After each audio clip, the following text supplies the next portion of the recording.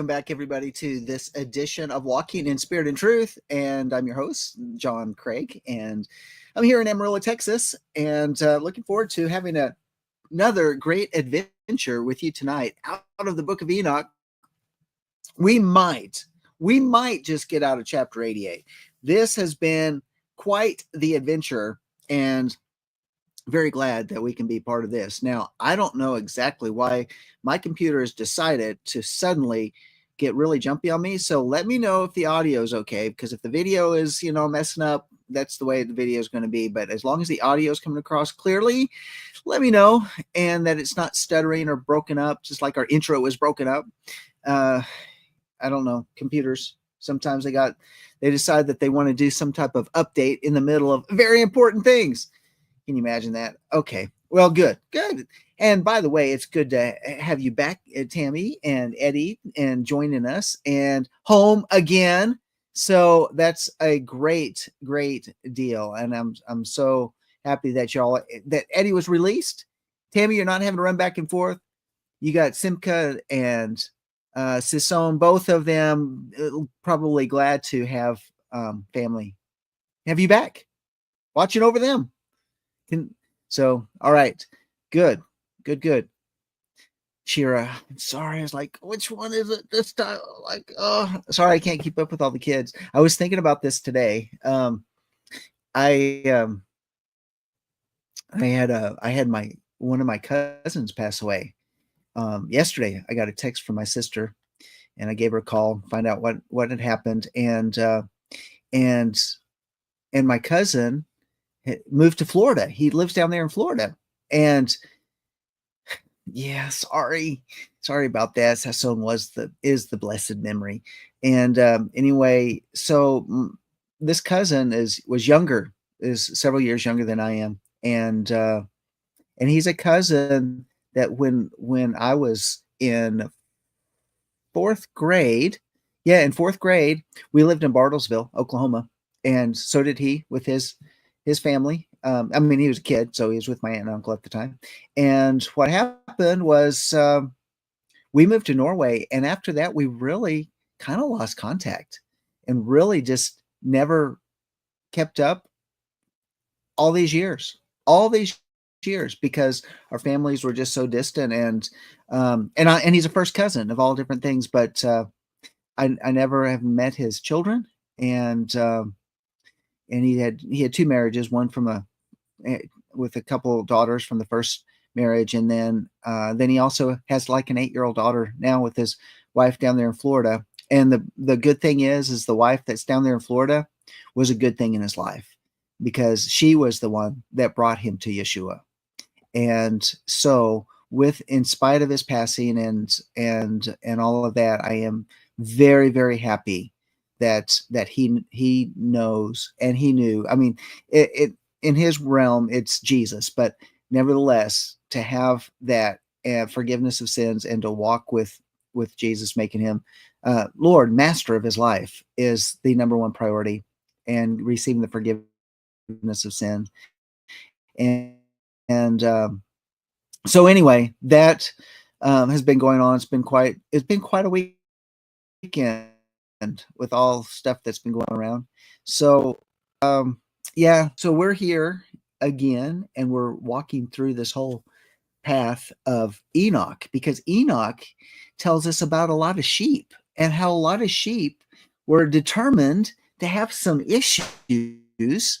And what's very interesting in what Enoch was talking about is, and he's given this vision, right? Remember what we were talking about? That he gave this vision to his son Methuselah, and I said, "Look, I had this vision, and it was before I married your mother Edna, right?" And so, nevertheless, here we have like this vision that's gone, and that we've been working through, and talking about these metaphorical languages about the sheep, and then all these other wild animals that come in to devour the sheep. And so that is one of the things that's very, very interesting to me, is how it uses multiple different types of wild animals. And now when you think about these different wild animals, none of them are clean. Like the sheep would be clean animals, but these other animals, like lions and tigers and wolves and hyenas and foxes, these are some of the ones that are listed. They're not clean animals, and these were ones that were going after the sheep. And so I think about kind of this metaphorical language that Enoch is describing in this vision that he has, as he's looking at like these different nations around. And so there's even dogs. Dogs are in the mix as well. Boars, other wild beasts. And so these are all different ones that are just the ones that are going after the sheep.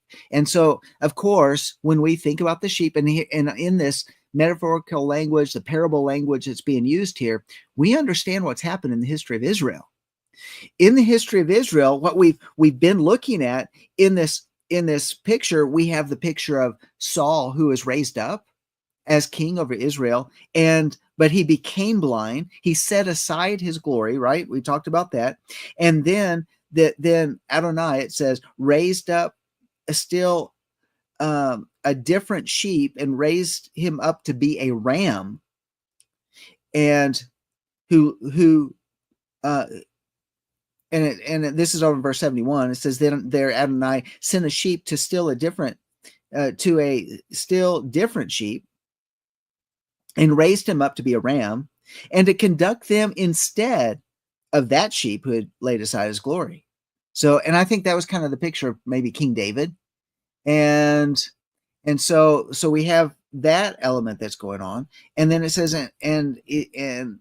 going therefore to him and conversing with him alone, he raised up that ram and made him a prince and leader of the flock, all the time that the dogs troubled the sheep. So it's even the fact that it points out that David was having direct conversations with Adonai, with Yahweh. And that I thought was rather interesting as well in this story, because when you go back and you look at David's life, and that he was a man that pursued the heart of the Father, and with that type of attitude, and all the Psalms that we have out of that, is that there was this special relationship. And you see in David these amazing downloads, and as they're expressed through the Psalms and through his life. And that is one of the things I see here in chapter 88, verse 72, in this relationship that's going on. But nevertheless, then you have all of these other animals, these wild animals. Even while David was king, they were going after the sheep. And David, being the shepherd of Israel and a type of Messiah, would war against all of these wild animals, which we would say perhaps other nations.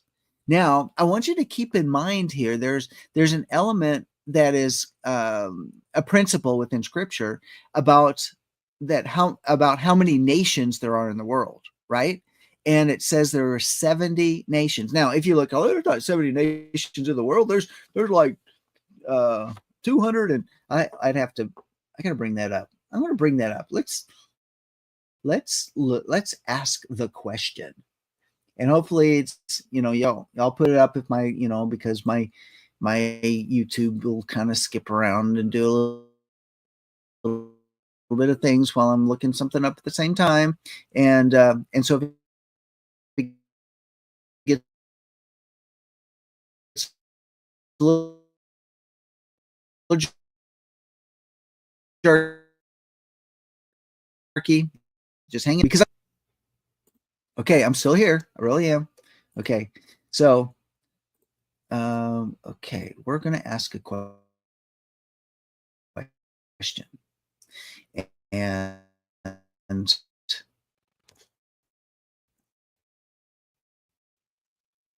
about how many nations. So, okay, by the way, I'm using Grok over there on the X platform. And Grok has, they came out with that DeepSeek AI platform, supposed to be really good and all that sort of stuff. I actually tested it. Actually, it has some pretty good stuff in it, but it wasn't up to date. I mean, it went to October of 2023 because I asked a question like, the assassination of President Trump. Would there be another assassination of President Trump? I actually asked that question, and they said, well, Trump's not president. It said Joe Biden was president. That was just like 2 or 3 weeks ago. So obviously it hasn't kept up. They hadn't updated it since October 2023. So I'm just letting you know that if you want to use DeepSeek, it has its purposes, but it's not up to date. Grok, however, is outperforming DeepSeek, and I saw the stats on it and stuff. So just so you know. All right. So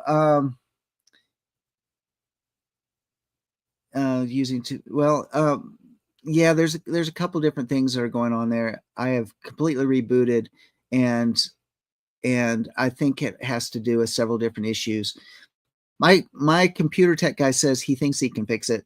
I have some other questions. All right, so how many nations are there? So we're just gonna throw that out. Some of you are like smart, like, you don't know that there are 195 nations recognized as sovereign states by the United Nations. However, this number can vary slightly depending on whether you include 2 observer states, the Vatican City and Palestine. Well, we're not recognized Palestine as a state. No, I mean, it's not. And Vatican City is kind of a city state. So, and Taiwan, like, what do you do about Taiwan? Because UN doesn't recognize Taiwan as its own country. So it's kind of like, so I would say maybe 195, 196 in Vatican City. Yeah, it's technically its own country. It has its own borders. It has its own guard. It has a number of different things. So, all right, 70 nations though. Like, so when were there 70 nations in recorded history? Yeah, I'm doing this real time, and because don't curious minds want to know? All right, so the concept of their biblical and traditional Jewish sources, specifically from the table of nations in Genesis 10. Okay, so in the Hebrew Bible, in Torah, here's the context. In the biblical account, according to Genesis 10, after the great flood, the earth was repopulated by the descendants of Noah through these 3 sons, Shem, Ham, and Japheth, right? We know this stuff. This chapter lists 70 names, which are traditionally interpreted as representing the 70 original nations or peoples from which all other nations eventually descended. And of course, when you think about that, and then you think about what happens in terms of the during the feast times, like in the Feast of Sukkot, how they will bring so many different traditional in the burnt offerings. There would be a sacrifice for one sacrifice for each nation, which is pretty amazing. Is that was all part of the heritage of Israel, and that's what they brought during the temple period. So it's very interesting. Also, we have this other significance about it. The number 70 has been significant in Jewish tradition, not only for nations, but also in other contexts. I like to substitute from Jewish tradition because I think that's, I believe that's a psychological operational term that's being used. I think it's been used for centuries, but because we really need to think of it in terms of Hebrew tradition. That's in my opinion. It says not only for nations, but also in other contexts, like the 70 elders of Israel, the 70 languages at the Tower of Babel, or the 70 souls that went down to Egypt with Jacob. So there you have it. So, I mean, I would have to say that the nations, I bet you the nations kind of, it was kind of like an accordion effect. Sometimes it probably grew to more than 70 and then shrunk from 70, but the root is from those 70 historical names from Genesis chapter 10. Why did I go through all that? Well, that's because we're going to talk about 70 here in this chapter as we go forward with it. And but you think about this, is if there's one nation that is considered the nation of sheep, then what are these other nations? And are they considered to be like these wild beasts? Are they wild beasts because they've not been tamed by Torah? And because they've not been tamed for Torah, they're honestly they're these wild animals that are going in tearing up this nation, tearing up the people, and it's historical throughout the course of time. But I mean, you say, well, that seems to be true because in other instances as well, because we know that there's been battles and wars from nation to between nations and other nations. I mean, think about right now. You have Russia and Ukraine that they're working out some type of peace accord. That is historically, it's an historical event, just happened, and they're making great progress down there in Saudi Arabia at Riyadh. The Russians and the Americans got together, and Europe was not invited to the table. That's very significant. And Ukraine was not invited to the table. That was very significant. But nevertheless, we've had wars and battles and that sort of thing throughout the years. I mean, think about World War I, World War II. What about the Napoleonic Wars? What about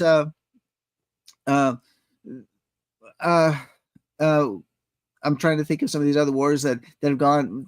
Some of you can think of it and put it in the chat, that have gone on throughout the different ages. What about what was that one Asian emperor that came through, and he was Mongolian, and pursued and all the way up over into all the way to Europe. I mean, pretty much, well, pretty close. I mean, through the Caucasus and into Ukraine and that area.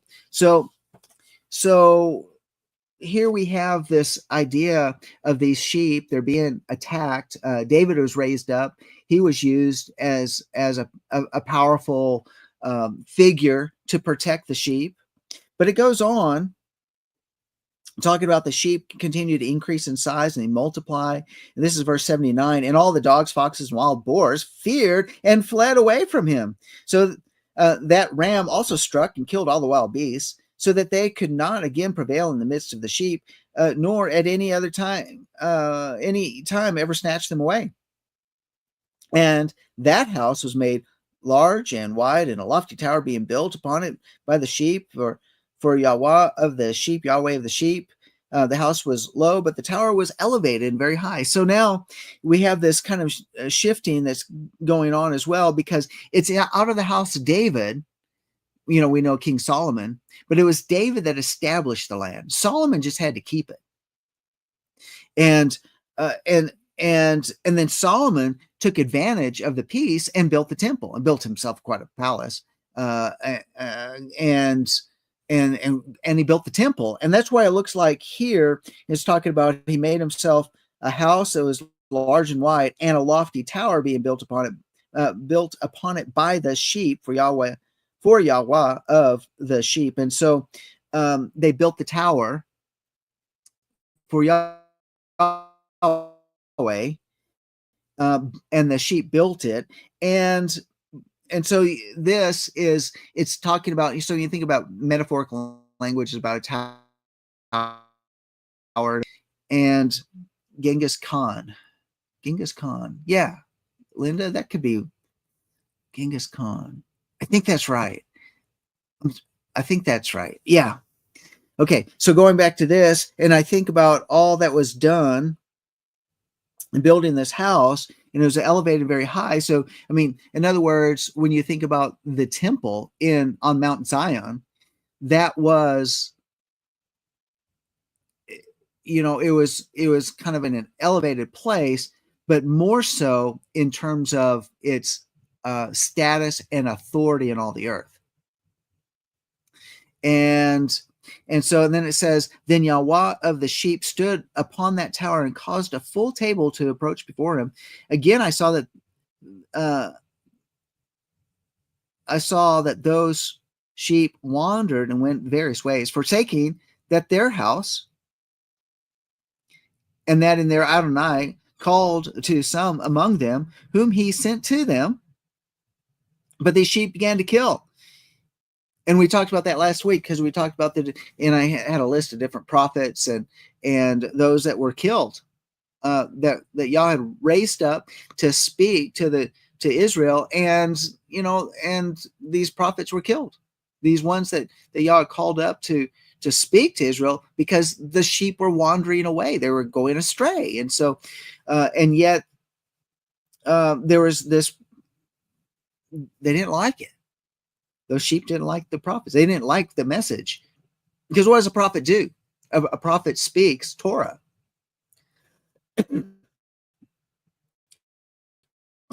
So when you think about a prophet speaking Torah, you think about a prophet, and the prophet speaking about things that are going to unfold, foretelling of events that are going to take place. And generally what it is when these things are about to take place, because of why? Because the sheep have gone astray. And yet some of those prophets not only spoke to their generation, but they spoke to, in my opinion, to our generation as well. But when people hear prophecy, honestly, they don't want to hear it. Do you realize I've had people, part of Life of Worship Ministries, that try as we work our way through time, and there are times that I'll actually, talk about eschatology and try to put the pieces together, give some understanding, talk about it, because people want to understand where we are in the prophetic timeline and all of that. And we had some people saying, well, you talk too much about it, we're not going to come here any longer. And yet we haven't really talked a lot about it. There are times it kind of goes through waves. It depends on what's going on in the earth, but we really haven't talked a lot about the biblical prophecy. But people don't want to hear it, so what do they do now? So they just leave, and sometimes they cast stones after they've left. I don't know. All right. Oh, I know what those prophets feel like. I'm not calling myself a prophet. I just trying to just share things, kind of open our eyes to maybe where we are in the timeline. But nevertheless, as we go on here, we see, and this is kind of a little bit of review from last week, and it says, again, I saw some of them that forsook the house of their Adonai and his tower, wandering on all sides and growing blind. So in other words, when one wanders, one loses their vision. Kind of makes me think about, like what happened to Isaac. Isaac lost his vision. Was there something going on in Isaac's life that did he begin to wander? Did he begin to lose sight of the vision that his family was going to be the one that was going to inherit the promised land? And did he lose sight, and which caused him to grow blind? I think about that, but nevertheless, that's not what it's talking about here. But when one does wander from the faith, then and one will no longer have the vision for that faith, and then life just becomes life, and it's getting up in the morning and going to work and coming home at night and getting up and doing it all over again, and looking forward to the weekend so we can have this time off, we can do these special things, special events, whatever. And that's what happens in people's life, and somehow their faith gets turned down, and the more one separates from a congregation, the more that one no longer connects with that congregation and don't have another congregation that they join together with, because in relationship there's accountability, and we're not talking about just because people are trying to keep one under a thumb. It's just because in relationship we're encouraging one another, and all the more as we see that day drawing near. And so when we forsake the house of Adonai. So, well, I have, my special times with Yahweh. I have my quiet times where I don't feel like I need to gather. And whatever, we use as an excuse, really what happens? And we're not tuning in any longer. We're not connecting with our friends and our family, whether it's here online with us or whether it's at a local congregation. However we've been brought together. That's how strong does our faith stay, right? So, going on verse 90, I saw that Yahweh of the sheep made a great slaughter among them in the pasture until they cried out to him in consequence of that slaughter. Then he departed from that place and left them in the power of lions, tigers, and wolves, and the hyenas, and the power of foxes, and of every beast. Verse 91. And the wild beasts began to tear them. I saw too that he forsook the house of their fathers and their tower, giving them all into the power of lions to tear and devour them, into the power of every beast. Then I began to cry out with all my might, imploring Yahweh of the sheep, showing him how the sheep were devoured by all the beasts of prey. But he looked on in silence, rejoicing that they were devoured. We talked about that. It's like, how can we devour? I mean, surely it's got to be a better word than that, because Yahweh is not going to rejoice in the downfall of his sheep, in the devouring of the sheep. But so I think we got some metaphorical stuff. I'd like to know, Linda, in your version, I wonder what that is. Does it use the same word, rejoicing, as in verse 94? I'd like to know. Okay, so, and leaving them in the power of every beast for food, he called also. Now, I think this is where we had left off, and we just ran out of time and last week. And he called also 70 shepherds and resigned to them the sheep, that they might overlook them. 70 shepherds. So, okay, so it does, Linda. Okay. So 70 shepherds to watch over. Now, in the course of history, where we have like the 70 elders, the 70 elders of Israel. Okay, I'm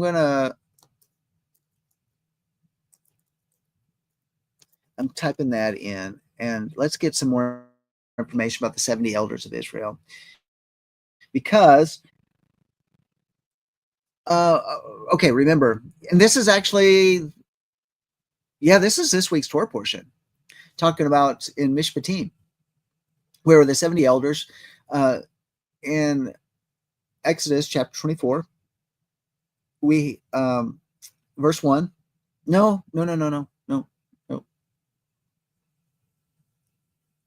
I think that's going to be next week's Torah portion. I don't think it's a Mishpatim. I don't know. I'm going to check that out. Okay, so this is chapter 24, verse 1, and then 9 through 11, where Moses is instructed by Yahweh to bring Aaron, Nadab, Abihu, and the 70 elders of Israel up Mount Sinai to worship at a distance. Okay, so that was the covenant meal, right? And that's where he invites them up, the 70 elders. Now, where did the 70 elders come into place? I mean, do we know about the 70 elders before that context? And yet we do know that in Yitro, that Moses is given the suggestion, but it's really, I think, it's an inspiration from the Most High through Yitro to get some help. So he's not judging all of Israel by himself, but he's delegating that authority out. But it doesn't really say how many. It just says, give them, judges for over the tens and over the 50s, the hundreds, thousands, the tens of thousands, and all that. And so here we have, in this instance, out of all of those elders would have come the 70. And you think, well, 12 tribes and 70, they all could have produced maybe what, six elder, I don't know, maybe, but nevertheless, 70 elders of coming from the tribes, and it comes out of Exodus, and yet, how long do they remain?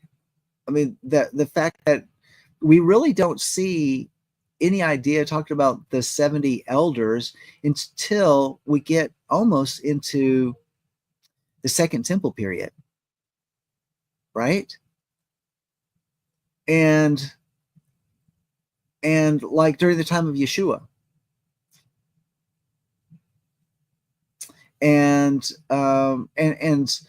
so who are these 70 elders? And then a lot of times when you start talking about Second Temple period, and then as it well, okay, Second Temple period, and then it goes on to the Greek invasion into Israel, and the Hasmonean Empire, and then the Roman Empire, and all of that. And yet you still had these 70 elders of Israel. But who were they? They actually became, part. What parties did they represent? Did they actually represent?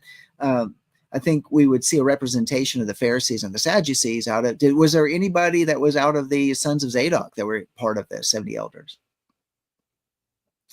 And so, did they have really a good representation there? And if not, then it starts to lend into what's going to happen next. Because if the Sanhedrin, the 70 elders of Israel, this ruling council that ruled in spite of the Greeks and the Romans being there, the Hasmonean Empire, and Herod and all that, and they ruled, so they had a lot of influence. Herod had to kind of get along with them as well. So when we have this religious and legal body,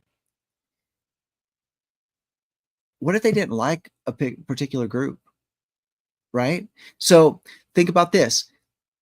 If the Sadducees and the Pharisees usurped the power from the sons of Zadok during the Second Temple period, and the sons of Zadok, they went out into the wilderness, out of which, we see Yochanan, the immerser, John the Baptist, as a voice calling out of the wilderness.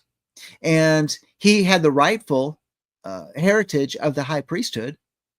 And he was the one that was the particular one that must oversee the mikvah of Yeshua. It's very important to understand too that it was the Sanhedrin that gave permission for Saul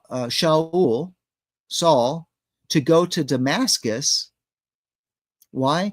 To collect the leadership of these believers in Damascus. Now, I'm not talking about Damascus, Syria, Damascus, which is known as the Qumran area down by the Dead Sea, and where they would have been able to collect and really, and he was going to persecute the leadership, because if you take out the leadership, you can scatter the sheep.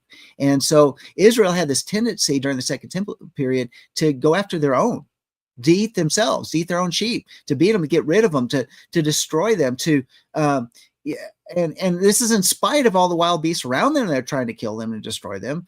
And Israel would do this to their very own. Why? Because they wanted. It's all about maintaining power and maintaining leadership. And I mean, it's the same thing that's happening in our government right now. When things are exposed, when corruption's being exposed, well, the think about all the pork that's been in the budget. Yeah, the pigs are squealing because they're getting poked. Just saying. You see who's squealing the loudest. Also makes me wonder which ones are not squealing. Nevertheless, okay, so we have this Sanhedrin here, and we have the 70 elders, and now, it's a good question. Why do they have the name the same?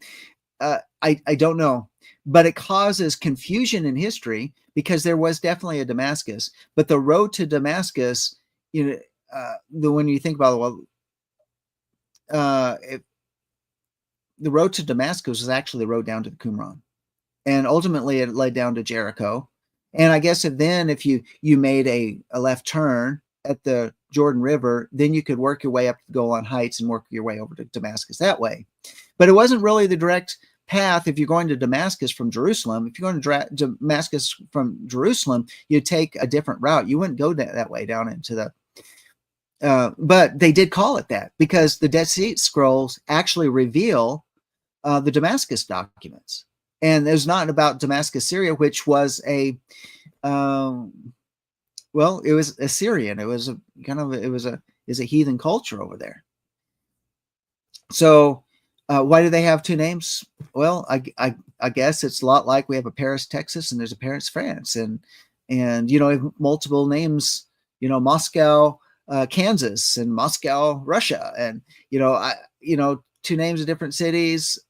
Who knows? I don't know. I'd like to know that. And you're right. The Damascus Gate is on the north side of the city, which is kind of pointing towards Damascus, Syria, as opposed to Damascus going down to the Dead Sea. But nevertheless, that's what these historical documents reveal.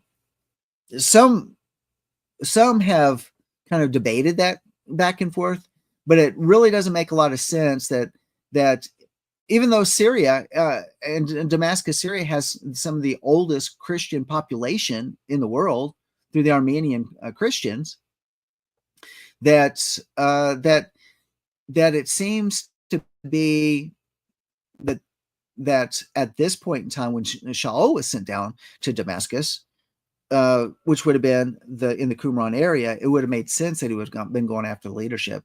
And in particular, because the very powerful influence that was taking place, because it says in the book of Acts that many priests were converted, became believers.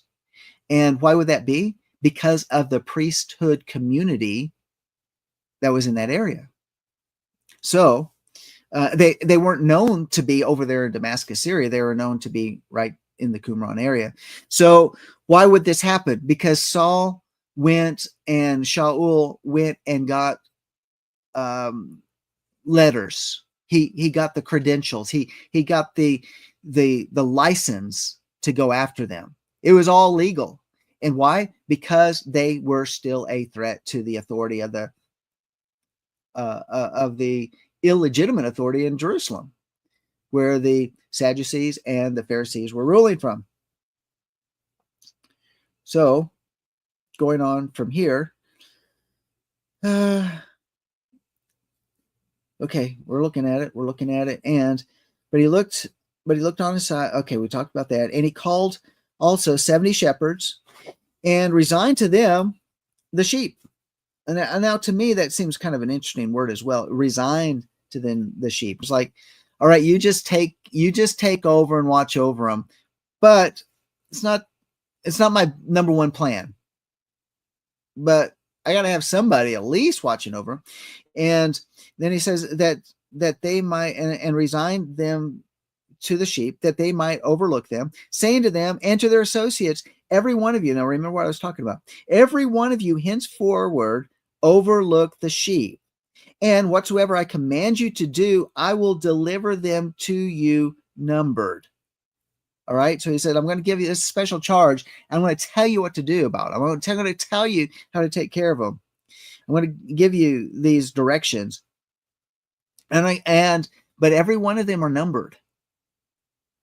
And so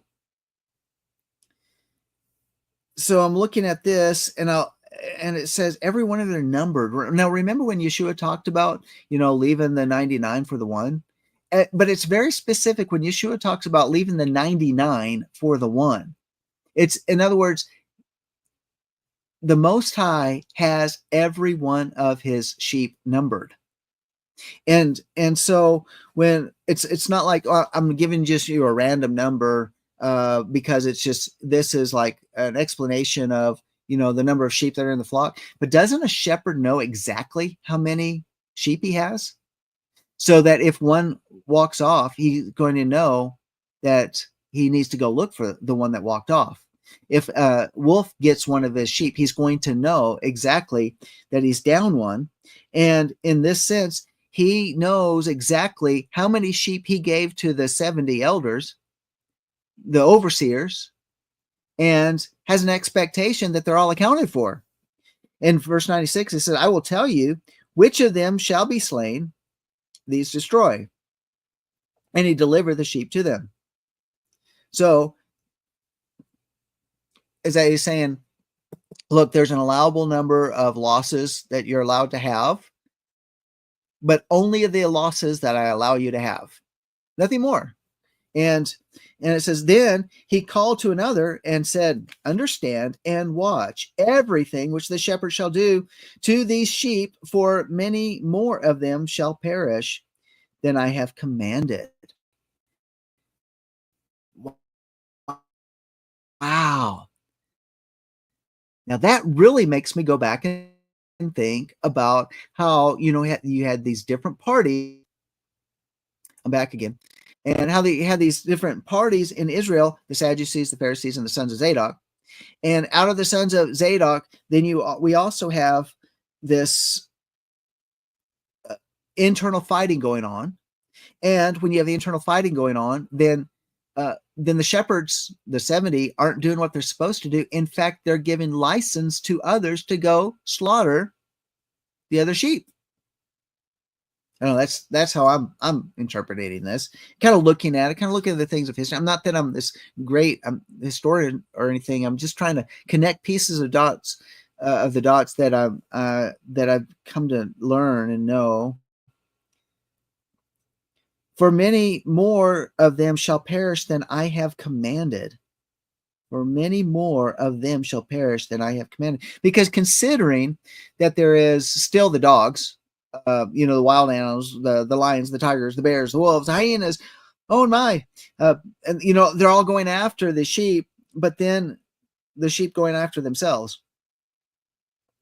And then he says in verse 98, of every excess and slaughter, which the shepherd shall commit, there shall be an account, as how many they may have destroyed of their own heads. Of all the destruction by each of the shepherds, there shall be an account, and according to the number, I shall cause a recital to be made before me, how many they have destroyed of their own heads, and how many they have delivered up to destruction, that I may have this testimony against them, that I may know all their proceedings, and that, delivering to them, I may see what they will do, and whether they will act as I have commanded them or not. Now, isn't that really interesting? Isn't that really kind of a thought to think that Yahweh actually says, okay, I'm going to let you have your 70 elders, and they're going to be the rulers, and their responsibility is to watch over the sheep. And this responsibility must not be taken lightly, and you need to watch over them and keep account of the numbers. Some of them are going to be slaughtered. Some of these sheep are going to be slaughtered. Some are going to lose their lives. Some of them, for one reason or another, because of the things that are going on, that I will allow, but no more. And if more are allowed, this is the test. The test is, will you watch over my sheep? Will you take care of my sheep and make sure that there's no more that are slaughtered? I think about some of the recent events, like the October 7th event over there in Israel, and how it recently came out in the news. Now, I understood this going back to the very beginning, when the news had come out that the Israeli military had gone out and they slaughtered a bunch of the Israeli citizens that were in that area because of the command. In order to get all of the terrorists, they were willing to slaughter a whole bunch of Israelis as well. And you think, that's just not right. And they did. They killed a lot of innocent people in the midst of trying to kill the terrorists that were there. Hannibal. It was the Hannibal doctrine. And And so you think, wow, who would give that order? Because there was a lot of Israelis that were killed that day, not by the, more than what the terrorists had done by themselves. And you think, wow, what a responsibility. And here it says they'll be held accountable for that. And because of that, it says that I may know all their proceedings, and that delivering to them I may see what they will do, and whether they will act as I've commanded them or not. However, they shall be ignorant,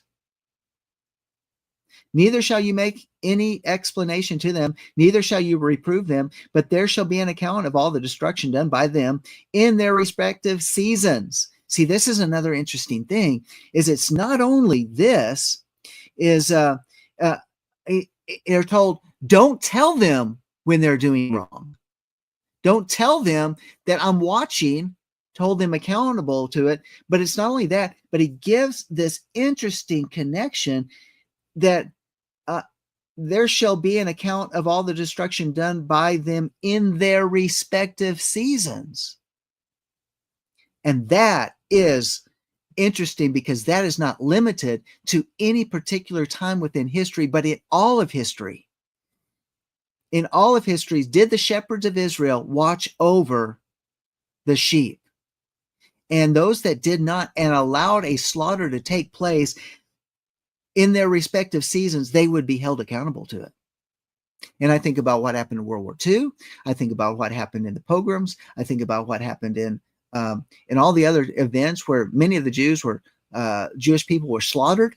And then you think, and why and how, when you look at what type of leadership was watching over Israel, and there were these concessions that were made, there were these things done in the back rooms in order to propel particular agendas, maybe to garnish world favor, world sympathy, to gain military advantages, to whatever the case might be. But maybe it just means to corral the masses of the Jewish people, so as not to go too far astray if they're starting to melt too much into the societies they were lived in. And so what do? Well, you got to bring them back. You got to group them back together one way or another. So why not have joined together with the Catholics, who what do they call that time period where the Catholics went in and they were killing a bunch of Jews down in Italy and in Spain and all of that. You got to bring them together, make them a cohesive unit, and then weather that storm together. And so this is, it's really pretty truthful. And Linda, I see your question. Did Netanyahu know? Yes, Netanyahu ordered it. He allowed it for sure. And he knew exactly what was going on. He was the one that said to, along with his Minister of Defense,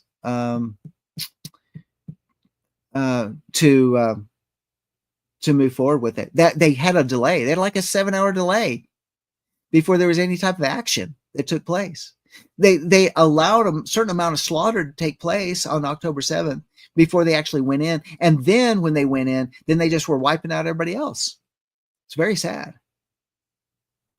And then going on here, this is verse 100 in chapter 88. So we were talking about their respective seasons, and I think that is very prophetic as well. It carries every generation. Yes, it has come out in Israeli news. It's just not being reported here in America. Then they began to kill and destroy more than it is commanded them.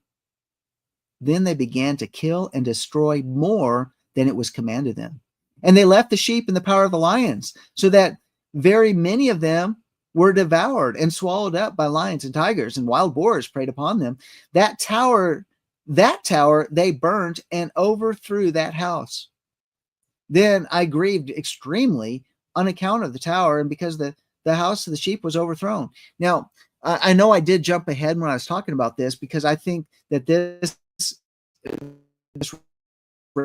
reference here in verse 101 and verse 102 is talking about that first tower that was built, and it was a place, I believe that was the temple. And yet over here, where it talks about the destruction of the, I think this is the destruction of the first temple.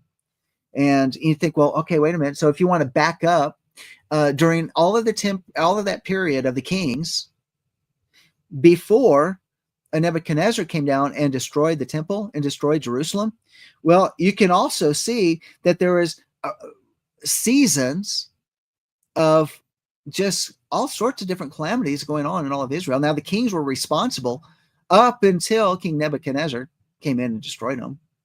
But nevertheless, I think the theme also runs throughout history. And so,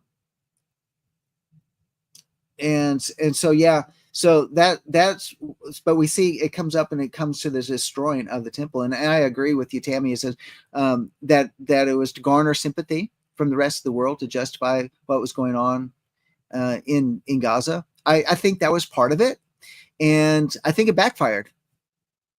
I think it backfired because some people, I think, would debate that, because in one sense, Israel went into Palestine and into Gaza. Forgive me for saying Palestine. You went into Gaza and then just began their carpet bombing of Gaza and just the complete destruction of so many of the apartment complexes and housing that's in Gaza. And there's a lot, up to 40,000 people that were killed in there. And some will say, well, that was completely justified. And some will fight back and say that was like way overkill about what all happened. And so considering Hamas and their violence and all that they've been doing against Israel at the time. So, you got to, as I was talking about, I think it was on a Lettuce Reason they were talking about, or maybe it was an after show with Eddie and Tammy, but in terms of the way that I look at the prophecy, and I try to kind of like remove the emotional aspect out of what's going on in Israel and the Middle East and all that, and just simply look at it in terms of, okay, how does this look in regards to biblical prophecy? Now, how we're seeing it play out, there's a lot of different things that we can get our emotions pulled one way or another. We want to join up on sides and join up on teams and rah this team and boo that team and all of that. And I have decided to say I'm not doing that. I'm just simply looking at these things. There are certain things that must unfold, and we're seeing biblical prophecy take place before us, because I don't think Yahweh has taken a stance on much of what's going on, because I think it just grieves over the death of people that have not had an opportunity to come to Yeshua, or they chose not to, and they just rebelled against him, whether, no matter what's happening. But for example, if we simply look at what the biblical prophecy speaks about what happens to Elam is Iran, and then we see like the total destruction that's going to take place and over Iran, then you think, we don't want to be on the side of them, because we know what Iran stands for, and the Shiite nation that it is, and et cetera, et cetera, et cetera. And so anybody that would come up against that would be the good guys, right? Well, I don't want to look at it in terms of that, because in terms of the statehood political policy of people that are scoundrels in leadership, I don't necessarily want to support either. And so I just have to say, this is going to happen biblically, and we're watching it play out. I mean, look at Eddie was talking about the in Egypt. It's in Greece, and even the Egyptian army. This came out this week. The Egyptian army is pulling. The government is pulling in the reserves and pulling them into active service in Egypt right now. I mean, this is really escalated. We didn't even get a chance to talk about it this week, Eddie. So when these things are building up on the border of Gaza, and we think, well, did the Egypt Accord with that happened all the way back in 1979? when did that or 1972, when all that the peace treaty was made between Israel and Egypt, when that was done, is that over with? What's going on? This is some huge developments that are going on. We're seeing these things prophetic. Now, a major army is building up. Now, in other words, on the southern border of Israel, there at Gaza. So, nevertheless, we're going back to this. And then I grieved extremely on account of the tower, and because of the house of the sheep was overthrown. And we know the destruction of the temple, neither was I afterwards able to perceive whether they again enter that house. So in other words, in the vision, he couldn't tell. He couldn't see what's happened and what was happening. And so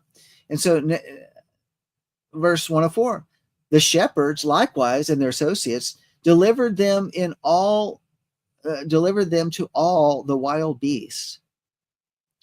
The shepherds likewise and their associates delivered them to all the wild beasts, that they might devour them. Each of them in a season, according to his number, was delivered up, each of them one. Oh my goodness, the time is out. Oh, I can't believe this. Was delivered up with another, was described in a sefer, how many of them, one with another, were destroyed in a sefer. Okay, so in other words, a book was written holding every one of these sheep accountable for, and we're done. We'll see you next time. Thanks for being part. Shalom. You're welcome.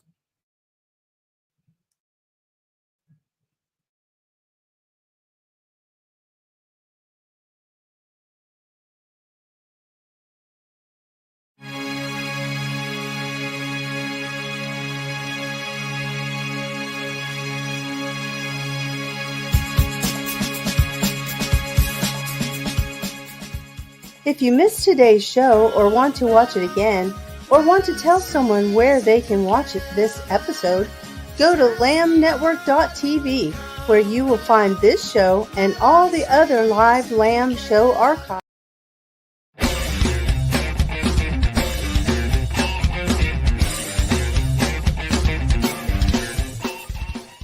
If you missed today's show or want to watch it again or want to tell someone where they can watch this episode, go to lambnetwork.tv, where you will find this show and all the other live Lamb show archives in the on-demand section of the website. Thank you for watching, and don't forget to tell someone about the Messianic Lamb Network.